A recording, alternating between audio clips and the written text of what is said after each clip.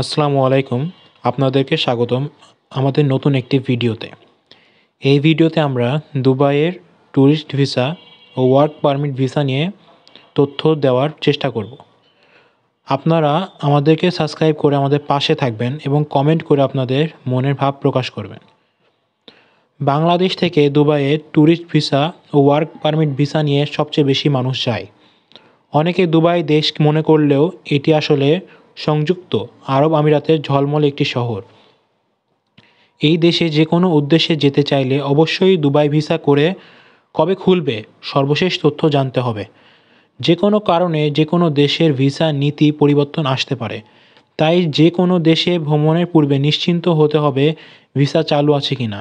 এজন্য দুবাই যেতে আগ্রহীদের Dubai visa কবে খুলবে সর্বশেষ আপডেট জানতে হবে। বর্তমানে দুবাই ভিসা বন্ধ রয়েছে।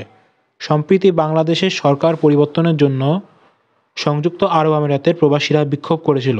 এই বিক্ষোভকে কেন্দ্র করে বাংলাদেশি নাগরিকদের জন্য দুবাই ভিসা সীমিত করা হয়েছিল।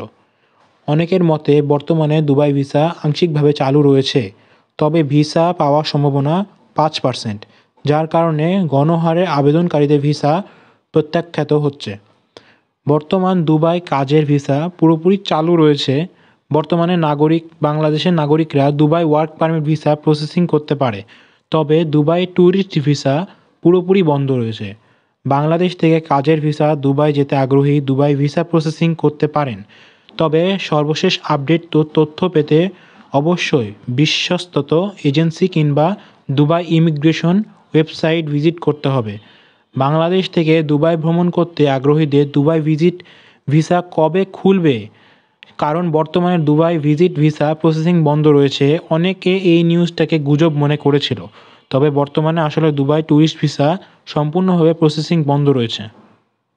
আপনারা এরকম আরও আপডেট এবং নিউজ পেতে আমাদের চ্যানেলকে সাবস্ক্রাইব করবেন এবং লাইক দিয়ে আমাদের পাশে থাকবেন। আসসালামু আলাইকুম।